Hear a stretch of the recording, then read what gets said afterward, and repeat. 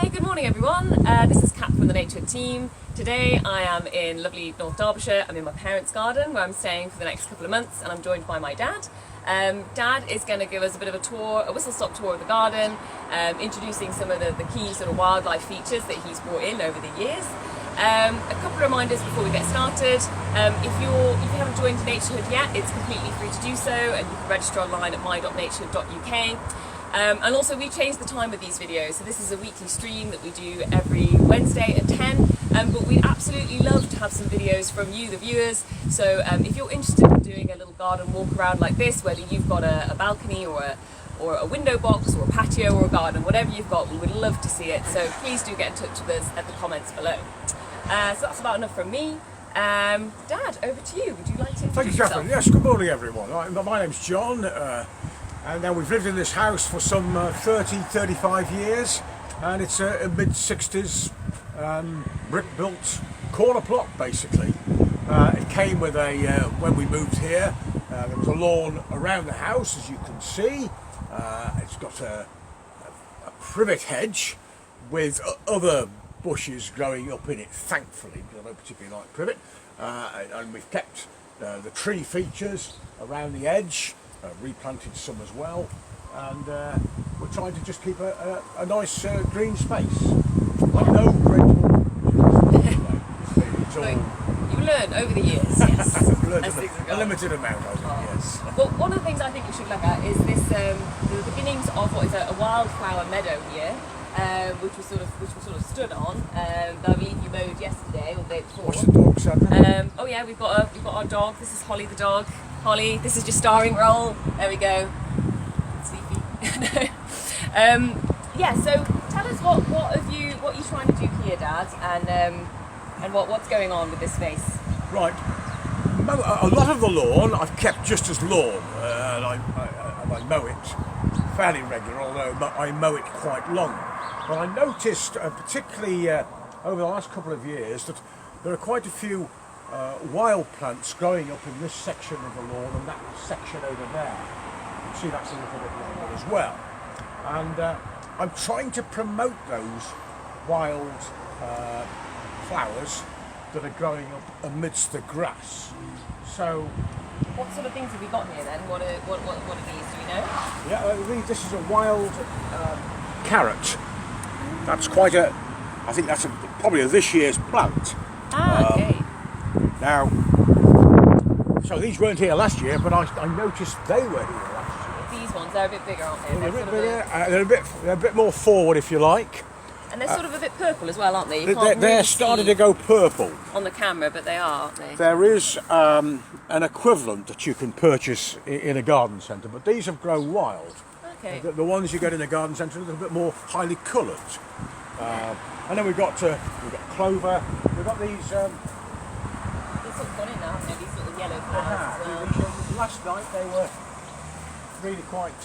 Yeah. You could see pronounced, but now they're just a little bit subdued over the evening's weather.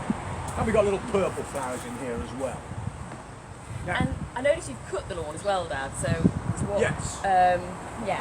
I haven't cut these yet, this particular part of the lawn, cigar shape, because these haven't totally finished flowering yet. Okay. You're gonna wait for them to flower. That's and then right. put them. Yeah. But on that section of the lawn over there, it was mainly entirely grass. And I cut the grass off and I compost the grass. Ah, okay. Yeah. Yeah. Behind there as well. Another great wildlife feature for those of you who've got compost, good for slugs, worms, and woodlice. Yes. Good Now, food. also, on that section of the lawn over there, I noticed there were a lot of clover. Yes. And they've died off now, so you can see them. I've cut them. Yeah, you can see these. Yeah, these haven't been, they didn't actually get from the cut, but These bits have. Yeah, you can see sort of clover seeds. clover, they've and they've died off now. What I'm hoping to do with the cuttings, which are just laying on the surface of the lawn, I want those cuttings to over there, the trees. I want those cuttings to hopefully maybe seed. Yeah, so next I'll year. extend the number plants that I've got. Oh, sorry, Dad. Sorry, yeah. I'm going to pull those over here onto the... Ah, right, I see, yes, I put clover on that bit as well, yeah. Yes. Well, I think they do over the years sort of get, the more you let it grow and then let it reseed, things start to emerge. I hope so, yes. We'll check it back next year, Yes. see what it looks like. Fabulous. I've noticed we've got a lot of bird feeders on this side of the garden, so maybe we just have a quick look at those. Yes. Can you tell us why we've got so many and what sort of birds are visiting the bird tables? Yeah. In the far corner here, we've got in the little cage, that's sunflower seeds, and we tend to get finches. Ah. Okay. Now we're getting very few finches at the moment. They tend to come just in the breeding season. These here, when people aren't here, of course, we do get quite a lot of birds. Yes. So we get sparrows, we get dunnocks, which look very much like sparrows, but the dunnocks, they forage around they tend to forage around on the ground. That's always, so if you've got sparrows, well, you see quite a lot of them on the ground. If you've got sparrows feeding on something like this, and then you see 2 or 3 sparrows, and always the same ones, feeding on the ground with a slightly longer tail. They look very similar. Then those are the dunnocks. Oh, okay, it's a good tip to spot dunnocks. Yeah. Yes. So I promote the bird life if I can. Started since retirement basically. So this is an assorted bird seed for wild birds. Yes. I think there are about 80 different types of seed represented within these. Ah, okay, wow. Like Yeah. I've got birds.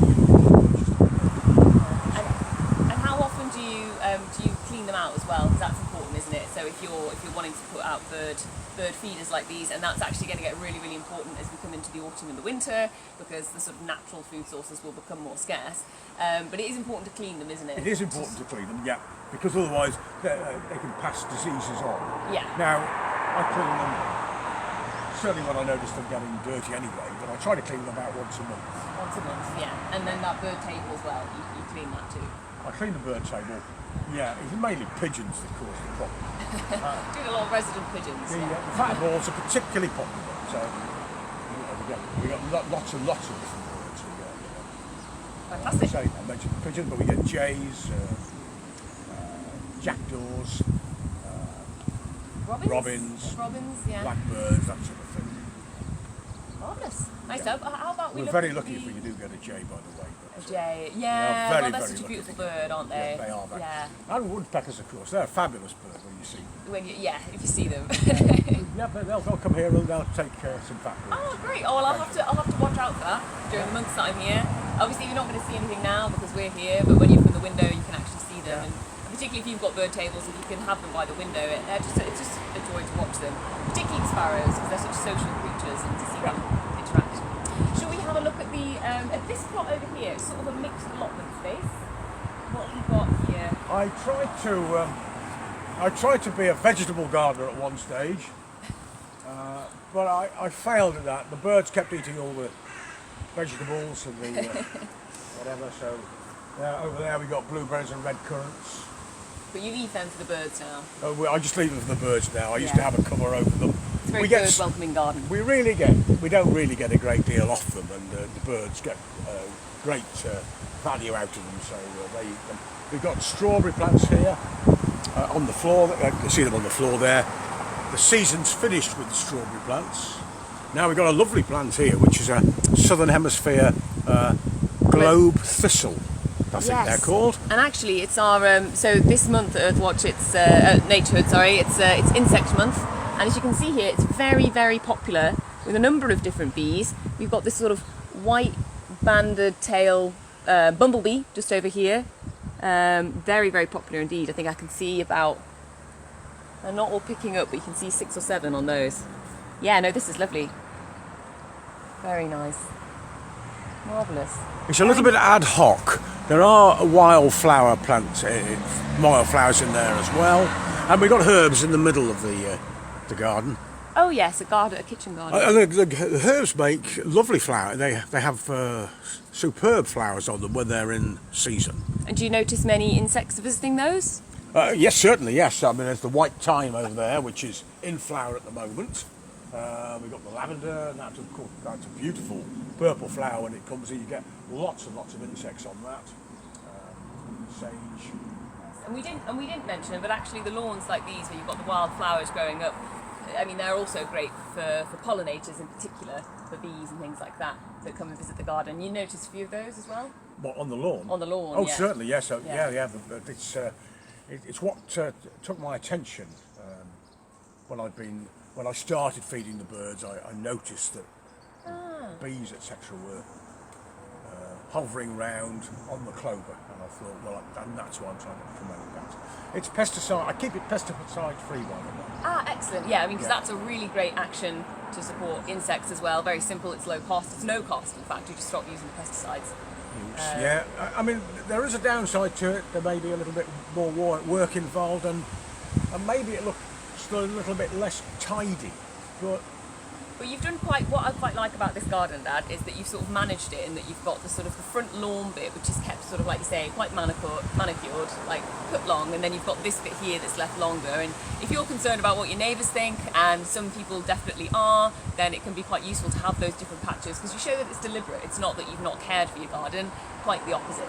So I think that's quite nice.